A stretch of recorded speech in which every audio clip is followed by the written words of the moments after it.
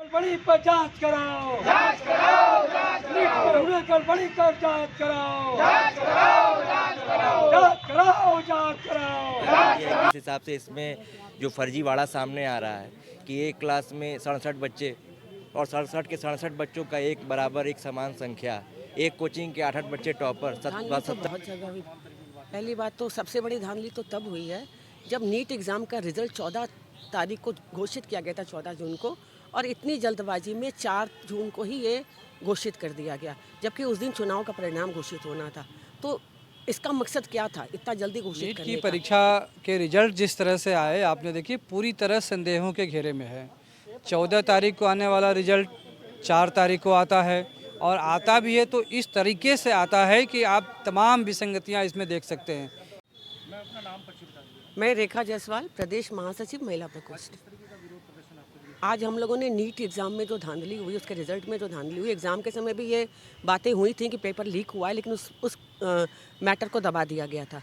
तो इस तरह से जो है बच्चों के साथ खिलवाड़ हो रहा है, उसके खिलाफ नीट एग्ज़ाम में जो भी धांधली हुई उसके जांच के लिए, जांच की मांग को लेके हम लोग आज यहाँ धरना प्रदर्शन कर रहे हैं, और ज्ञापन भी कार्यक्रम भी है हमारा। धांधली तो बहुत जगह हुई। पहली बात तो सबसे बड़ी धांधली तो तब हुई है जब नीट एग्ज़ाम का रिजल्ट 14 तारीख को घोषित किया गया था, 14 जून को, और इतनी जल्दबाजी में 4 जून को ही ये घोषित कर दिया गया, जबकि उस दिन चुनाव का परिणाम घोषित होना था। तो इसका मकसद क्या था इतना जल्दी घोषित करने का? या तो उसके जो धांधली हो रही है उसको छुपाने की कोशिश कर रहे थे। 67 बच्चों ने नीट का जो रिजल्ट निकला उसमें 67 बच्चे जो हैं वो टॉप पे हैं। ये कैसे पॉसिबल है? पिछले साल तो 3-4 ही लोग आए थे, और एक ही कोचिंग से 7-8 लोग जो है वो टॉप में आए हैं। ये भी पॉसिबल नहीं है। अगर कोई सवाल छूटता है तो 4 नंबर मिलते हैं, कटते हैं, और अगर गलत सवाल है तो 5 नंबर कटते हैं। तो 718, 719 नंबर कैसे संभव है? ये तो संभव है नहीं। हमारी मांग यही है कि जो भी धांधली हुई है उसकी SIT जांच हो, और नीट की जो परीक्षा है वो कैंसिल की जाए, और दोबारा बच्चों के लिए जो है वो फिर से एग्ज़ाम कराया जाए। और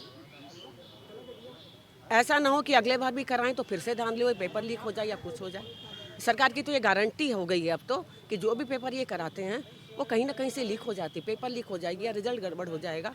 तो बच्चों के भविष्य को ध्यान में रखते हुए, जिस तरह से कोटा की एक लड़की ने जो सुसाइड किया है, पटना में एक लड़के ने सुसाइड किया है, तो ये बच्चों की ज़िंदगी संभालना हमारा काम है। तो सरकार अपना दायित्व निभाए और निष्पक्ष जांच करा के जो भी इसमें दोषी है उनको सजा दे। मैं राहुल द्विवेदी, एडवोकेट।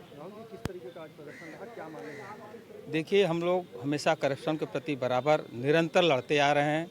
तमाम करप्शन पिछले भी आप लोग हमेशा साथ दिया है, और इस बार जो बच्चों के साथ खिलवाड़ हुई है, वैसे भी देख रहे हैं कि इस गवर्नमेंट में शिक्षा का स्तर जिस कदर गिरा है, उसके बावजूद भी जो बच्चे पढ़ लिख करके 2-2 साल 3-3 साल पढ़ाई करते हैं।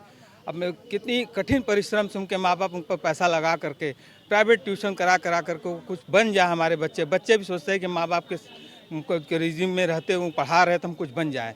और उसी बिहार पर जब वो परीक्षा देते हैं तो परीक्षाएं कैंसिल हो जाती हैं, परीक्षा देते हैं तो धांधली हो जाती है।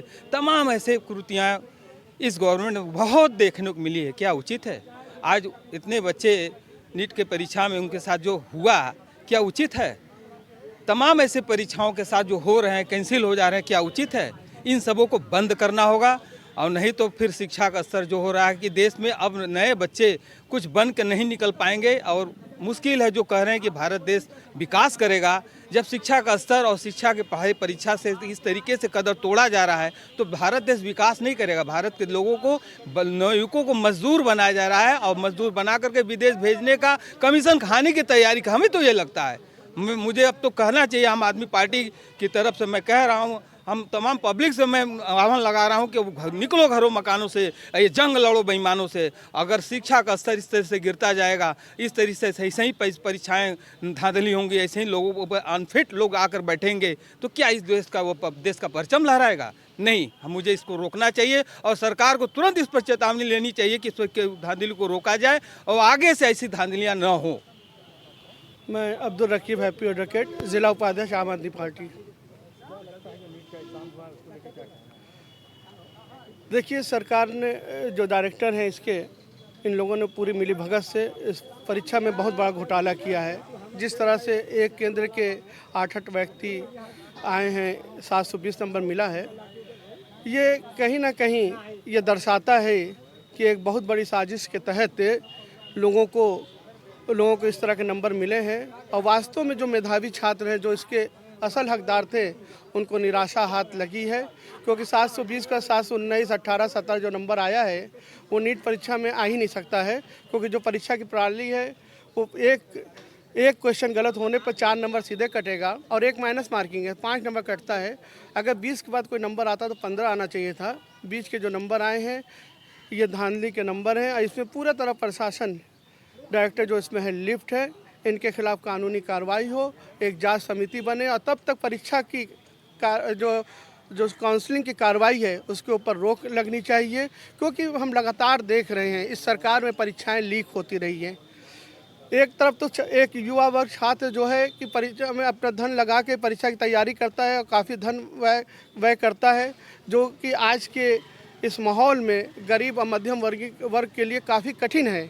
उसके बावजूद परीक्षा देने जाता है, दूर परीक्षा लीक हो जाती है। तो इससे मुझे लगता है कि सरकार की मंशा ही नहीं है सरकारी नौकरी देने के, वो जानबूझ के पेपर लीक करा रही है। ये मेरा सरकार पे आरोप है, केंद्र और राज्य दोनों सरकारों पे वो जानबूझ के लीक कराती है कि परीक्षाएं फिर से भरी जाए, फिर से उसको मोटी रकम मिले, इस तरह चले और हमें नौकरी भी ना देना पड़े और हम ये कह दें कि जाँच होगी। तो सरकार इसके लिए कटघरे में खड़ी है और मैं सरकार से मांग करता हूँ कि अगर पेपर लीक होने पर एक नया कानून बनाए और पेपर लीक करने वालों को कड़ी से कड़ी सज़ा मिले कि वो इस तरह की कार्रवाई दोबारा ना कर सके। साथ ही मैं ये कहना चाहता हूँ कि अगर इस पर कार्रवाई नहीं हुई तो आम आदमी पार्टी आगे भी संघर्ष करेगी। आज वो धरने के माध्यम से राष्ट्रपति को, जिलाधिकारी के माध्यम से ज्ञापन देने जा रही है। अगर इस पर कार्रवाई नहीं हुई तो जैसा शीर्ष नेतृत्व हमारा कहेगा, हम आगे आंदोलन के लिए बाध्य होंगे और एक बड़ा आंदोलन युवाओं को लेके हम करेंगे, क्योंकि सरकार की करनी और करनी में पहले हम देख चुके फ़र्क है और आगे भी वैसे ही रहेगी। जी, मेरा नाम विवेक गुप्ता है।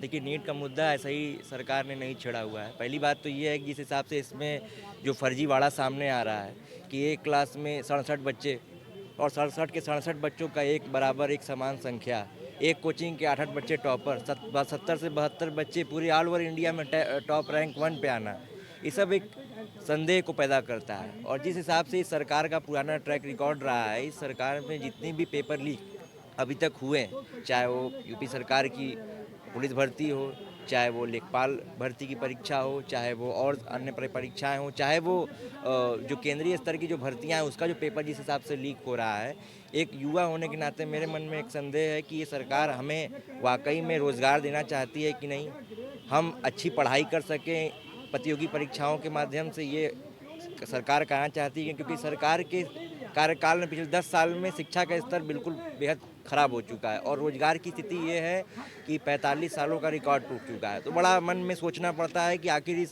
देश का क्या होगा। शिक्षा का स्तर ये है, रोज़गार मिल नहीं पा रहे हैं, तो सरकार आखिर करना क्या चाहती है? क्या यह केवल पूंजीपतियों के साथ मिल कर के एक मोनोपोली क्रिएट करना चाहती है? पूंजीपतियों के लिए ही सरकार है। इसके तमाम जो कदम उठाए जा रहे हैं वो सरकार मतलब आम जनों के विरोधी हैं। नीतियाँ इनकी बिल्कुल एक तरह से कहा जाए तो आम जनता के विरोधी नीतियाँ हैं इनकी। क्या नाम है?